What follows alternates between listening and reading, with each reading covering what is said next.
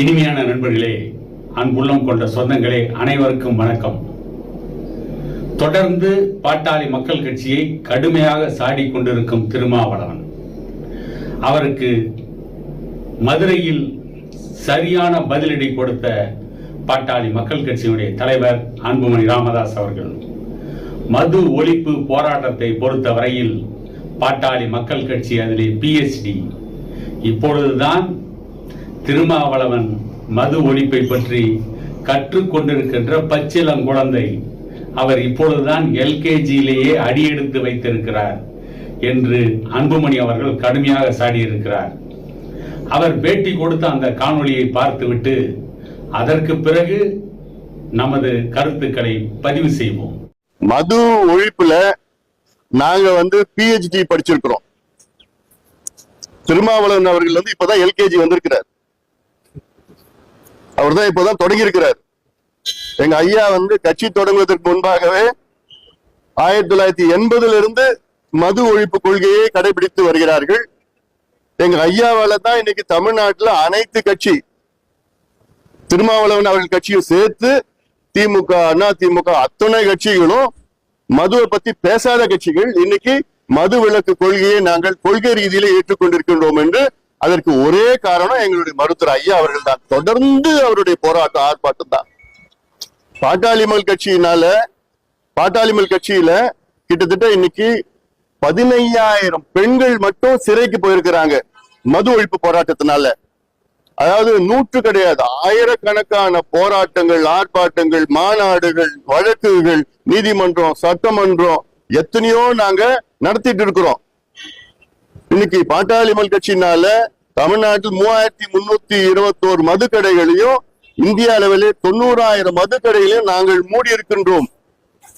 இதுதான் பெரிய சாதனை நாங்க செஞ்சிருக்கிறோம். தமிழ்நாட்டுல இந்த டாஸ்மாக் விற்பனை காலத்தை நாங்க குறைச்சிருக்கிறோம்.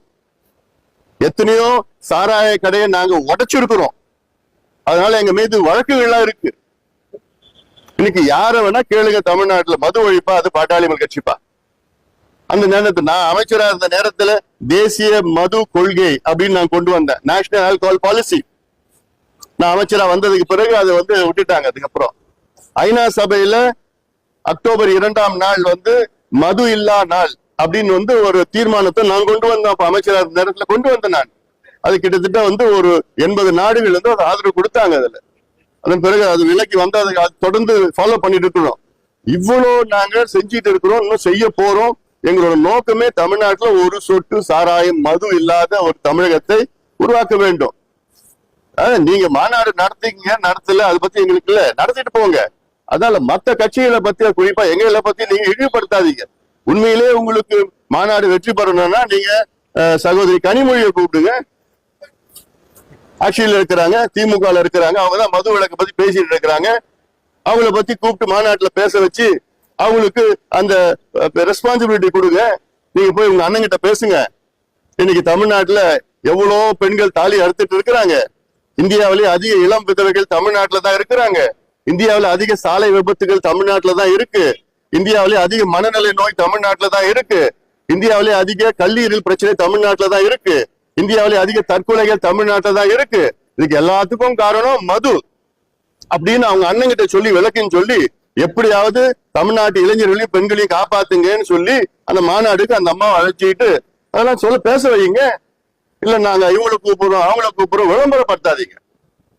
இது விளம்பரப்படுத்துற பிரச்சனை கிடையாது, அதோட சீரியஸ் பிரச்சனை இது.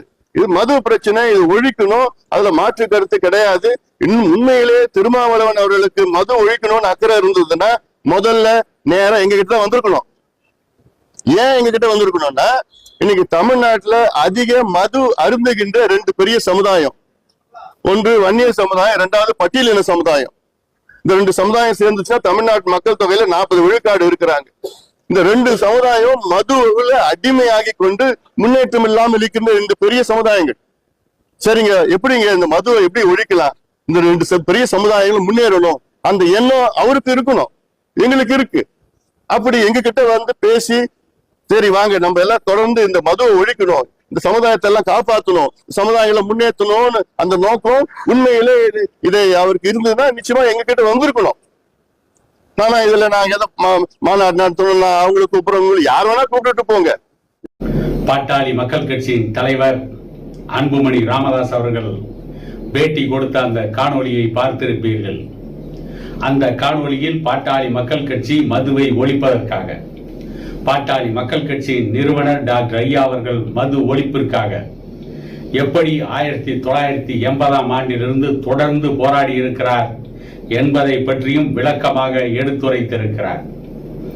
சமீபத்தில் தான் மது ஒழிப்பிற்காக கள்ளக்குறிச்சியிலே மாநாடு நடத்த போவதாக அறிவித்திருக்கின்ற திருமாவளவன் மது ஒழிப்பை பற்றி பேசுவதற்கு எந்த தகுதியும் இல்லாதவர் என்பது அனைவருக்கும் தெரியும். ஆகவேதான் அன்புமணி அவர்கள் இந்த அளவிற்கு காட்டமாக பதிலடி கொடுத்திருக்கிறார். இன்னொன்றையும் தெல்ல தெளிவாக சுட்டிக்காட்டி இருக்கிறார். கலைஞருடைய மகள் அருந்தவ புதல்வி கனிமொழி அவர்கள் 2021ஆம் ஆண்டு சட்டமன்ற தேர்தல் பிரச்சாரத்தில் தமிழ்நாட்டில் தான் இளம் விதவைகள் அதிகம் இருக்கிறார்கள், அதற்கு காரணம் தமிழ்நாட்டிலே இருக்கின்ற டாஸ்மாக் மதுபான கடைகள். ஆகவே திமுக ஆட்சிக்கு வந்தால் மதுபான கடைகளை ஒட்டுமொத்தமாக மூடிவிடுவோம் என்று சொன்னவர் என்று பேசியவர் கனிமொழி. தமிழ்நாட்டில் இளம் விதவைகள் இல்லாமல் செய்து விடுவோம் என்று சூளுரைத்தவர் கனிமொழி. ஆகவேதான் கனிமொழியை மது ஒழிப்பு மாநாட்டிற்கு அழைத்து அவரிடம் அதையெல்லாம் நினைவூட்டுங்கள் என்று அன்புமணி ராமதாஸ் அவர்கள் கிண்டல் அடித்திருக்கிறார். இந்த கிண்டல் இன்றைக்கு அவசியம் நாட்டுக்கு தேவை. காரணம், திருமாவளவன் ஜாதி ஒழிப்பை பற்றி பேசுவார், சனாதனத்தை பற்றி பேசுவார். ஆனால் போதைப் பொருள் கடத்தல் ஆசாமிகளை தன்னுடைய கட்சியிலேயே வைத்திருப்பார். லாட்டரி சீட்டு வியாபாரிகள் ஆதவ் அர்ஜுனா போன்றவர்களை விடுதலை சிறுத்தைகள் கட்சியிலே வைத்துக் கொண்டிருப்பார். ஆனால் இவர் மது ஒழிப்பை பற்றி மாநாடு நடத்துவார். தமிழ்நாட்டில் மதுவை ஒழித்து விட்டால் மட்டும் போதுமா? போதைப் பொருட்களை ஒழிக்க வேண்டாமா? தமிழ்நாட்டில் மறைமுகமாக வந்து கொண்டிருக்கின்ற லாட்டரி சீட்டை ஒழிக்க வேண்டுமா வேண்டாமா? லாட்டரி வியாபாரிகளை உடன் வைத்துக் கொள்வது, போதைப் பொருள் ஆசாமிகளுக்கு கட்சியிலே பொறுப்பு கொடுப்பது, கஞ்சா விற்பதை பற்றி, கஞ்சா விற்பனை தமிழகத்தில் தங்குதடை இல்லாமல் நடந்து கொண்டிருப்பதை பற்றி வாய் திறந்து பேசாத திருமாவளவன் திடீரென்று ஞானோதயம் வந்ததை போல மது ஒழிப்பு மாநாடு நடத்துவதாக அறிவிப்பது, இவையெல்லாம் மக்களை ஏமாற்றுகின்ற மோசமான நடவடிக்கை என்கின்ற ஒரே காரணத்தால் தான் பாட்டாளி மக்கள் கட்சியின் தலைவர் அன்புமணி ராமதாஸ் அவர்கள் திருமாவளவனை கடுமையாக சாடியிருக்கிறார்.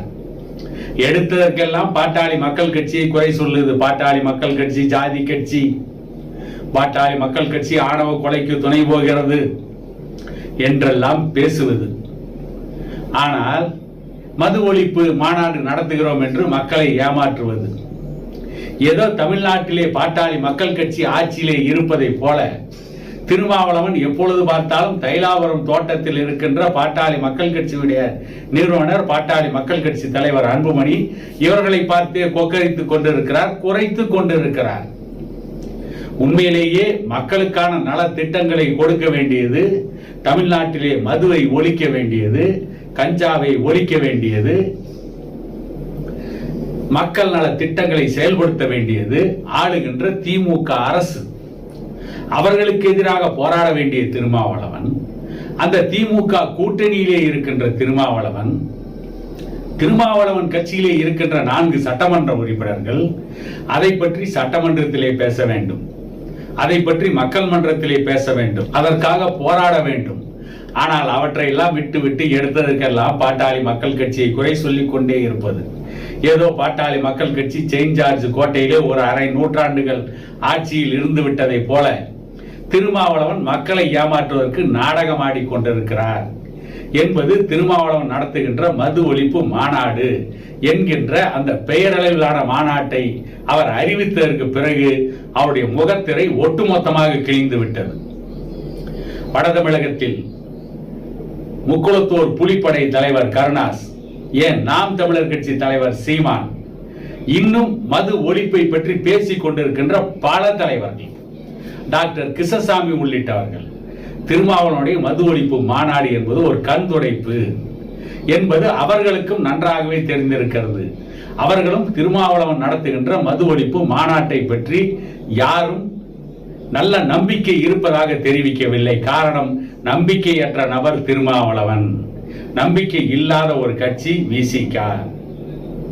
பாட்டாளி மக்கள் கட்சியை பொறுத்தவரை கூட்டணியில் இருந்தாலும் இல்லாவிட்டாலும் மது ஒழிப்பு, சமூக நீதி, இந்த பிரச்சனைகளில் எந்த கட்சியுடனும் எந்த ஆட்சியுடனும் சமரசம் செய்து கொண்டதே இல்லை. அப்படிப்பட்ட கட்சியை பார்த்து ஜாதி கட்சி என்கிறார்கள்.